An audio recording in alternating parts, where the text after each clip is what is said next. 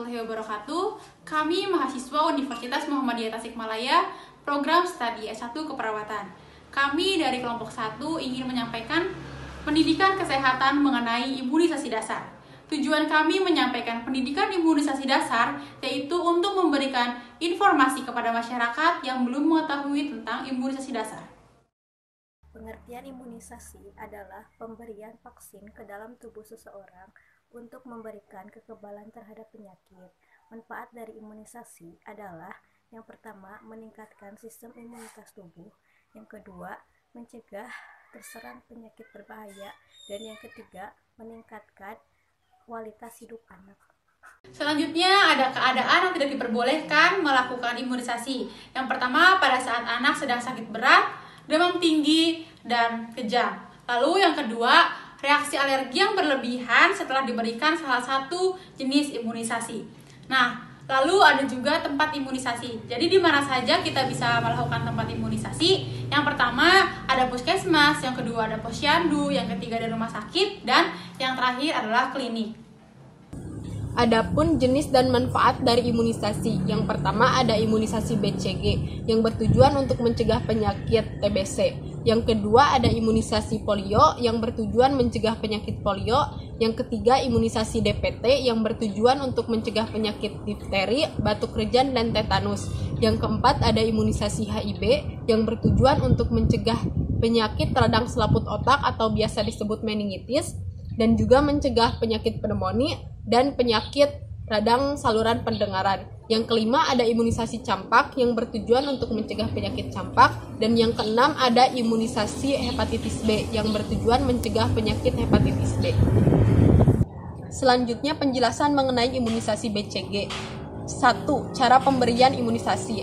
Imunisasi BCG diberikan ketika bayi baru lahir sampai dengan usia 12 bulan, tetapi baiknya diberikan kepada bayi berusia 0 sampai 2 bulan. Nah, pemberian imunisasi ini cukup hanya 1 kali. Nah, pada pemberian imunisasi BCG pada bayi yang berumur lebih dari 2 bulan, maka sebelumnya bayi tersebut harus diuji mantox. Nah, gunanya untuk memastikan apakah bayi tersebut sudah terjangkit TBC apa belum. Nah, apabila hasil dari uji mantox tersebut positif, maka bayi tersebut tidak bisa diberikan imunisasi BCG. Nah, dosis dari pemberian imunisasi ini yaitu 0,05 ml dan diberikan secara intrakutan. Nah, pemberian imunisasi BCG secara berulang tidak dianjurkan karena manfaatnya masih diragukan. Mengingat bahwa 1. Efektivitas perlindungan hanya sekitar 40%. Yang kedua, 70% dari kasus TBC berat yaitu meningitis itu mempunyai parut BCG. Dan yang ketiga, kasus dewasa dengan BTA dahak positif di Indonesia cukup tinggi walaupun dia sudah mendapatkan BCG pada saat kanak-kanak. Yang kedua, kekebalan. Nah, jaminan dari pemberian imunisasi BCG ini tidaklah mutlak 100% anak Anda akan terhindar dari TBC. Seandainya anak Anda terjangkit TBC, maka anak Anda hanya akan terjangkit TBC ringan dan terhindar dari TBC berat seperti TBC paru parah, TBC tulang, bahkan TBC selaput otak yang dapat mengakibatkan kecacatan seumur hidup dan membahayakan anak Anda. Dan yang ketiga, reaksi imunisasi BCG. Nah, imunisasi ini dapat menyebabkan luka sekitar 3 minggu setelah penyuntikan, dan luka ini akan tertutup sekitar 2-3 bulan. Nah, tetapi setelahnya akan menimbulkan parut sekitar 4-8 mm. Nah, setelah pemberian imunisasi ini, maka bayi akan demam. Tetapi jika bayi tersebut demam karena kondisi lain, maka Anda harus berkonsultasi dengan dokter. Yang keempat, efek samping dari pemberian BCG. Pada umumnya jarang dijumpai efek samping dari pemberian BCG. Namun mungkin ditemukan pembengkakan kelenjar getah bening dan pembengkakan tersebut apabila penusukan tersebut dilakukan di lengan atas, maka pembengkakan tersebut bisa terlihat di area ketiak ataupun leher bagian bawah.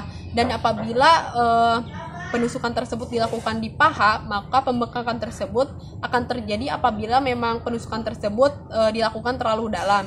Nah, yang kelima ada kontraindikasi dari pemberian BCG. Sebenarnya tidak ada larangan untuk pemberian imunisasi ini, kecuali pada anak yang sudah terjangkit TBC dengan reaksi seperti satu, uji Mantoux menunjukkan lebih besar dari 5 mm. Yang kedua, anak itu menderita HIV atau resiko tinggi terinfeksi HIV. Yang ketiga, anak tersebut menderita gizi buruk. Yang keempat, anak tersebut menderita demam tinggi. Yang kelima, anak tersebut menderita infeksi kulit secara meluas. Dan yang keenam, anak tersebut pernah terjangkit TBC. Imunisasi DPT atau yang disebut juga difteri, pertusis, dan tetanus. Yang pertama difteri, yaitu suatu penyakit akut yang bersifat toxin mediated disease dan disebabkan oleh kuman Caranibacterium diphtheri. Bakteri ini ditemukan pertama kali pada membran penderita difteri pada tahun 1883 oleh Klebs. Antitoksin ditemukan pertama kali pada akhir abad ke-19 dan toksin dibuat pada tahun 1920. Produksi toksin terjadi hanya bila kuman tersebut mengalami disogenisasi dan bakteriofag yang mengandung informasi genetik toksin. Yang ketiga, tetanus adalah suatu penyakit akut yang sering bersifat fatal yang disebabkan oleh eksotoksin produksi kuman Clostridium tetani. Cara pemberian imunisasi DPT yaitu imunisasi dasar 2-11 bulan, dosis yang diberikan 0,5 cc dan imunisasi ini dimulai pada usia 2 bulan.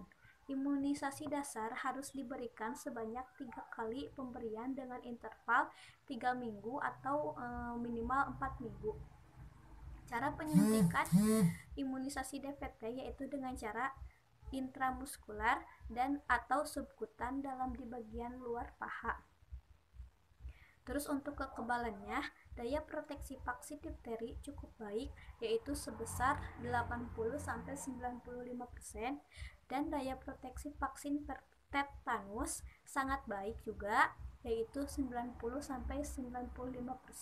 sedangkan daya proteksi vaksin pertusis masih rendah yaitu dengan nilai 50-60%. Untuk reaksi imunisasinya, reaksi yang mungkin terjadi biasanya demam ringan, pembengkakan, dan rasa nyeri di tempat suntikan selama 1-2 hari. Nah, untuk efek sampingnya, kadang-kadang terdapat akibat efek samping yang lebih berat, seperti demam tinggi, kejang yang biasanya disebabkan oleh unsur pertusis. Bila hanya diberikan DPT, tidak menimbulkan akibat efek samping demikian.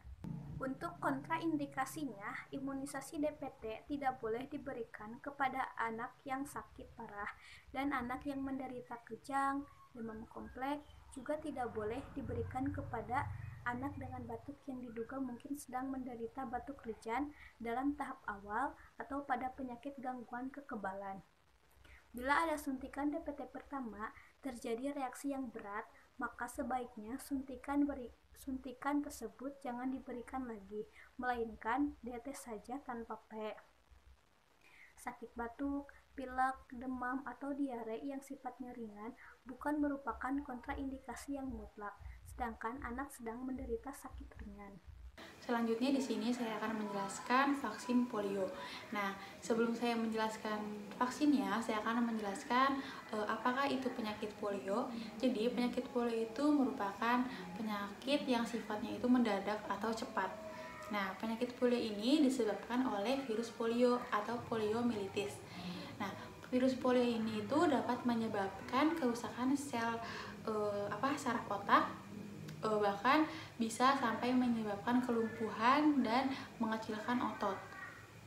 Lalu bagaimana cara pemberian vaksin polio? Nah, pemberian vaksin polio itu dapat diberikan bersamaan dengan BCG, vaksin hepatitis B, dan DPT. Nah, bagi bayi yang sedang menetes ASI itu tidak apa-apa karena ASI tidak berpengaruh terhadap vaksin polio ini.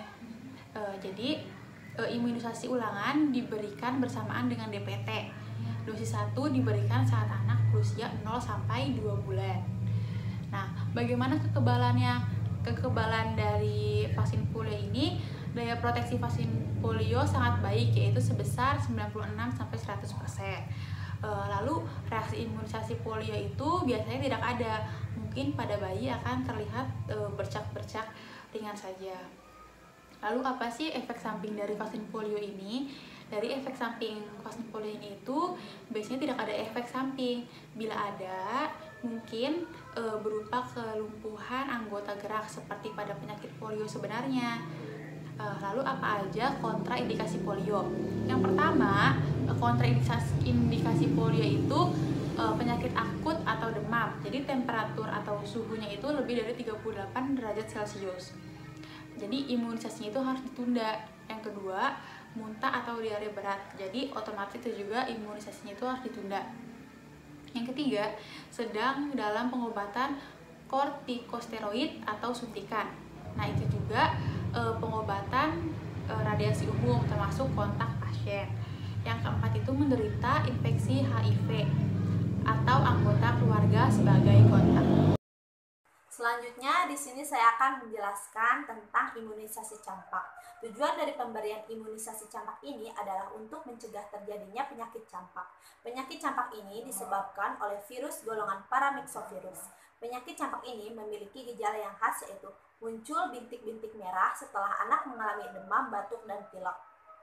Pemberian imunisasi campak ini diberikan pada usia bayi 9 bulan dengan cara injeksi intramuskular atau injeksi subkutan.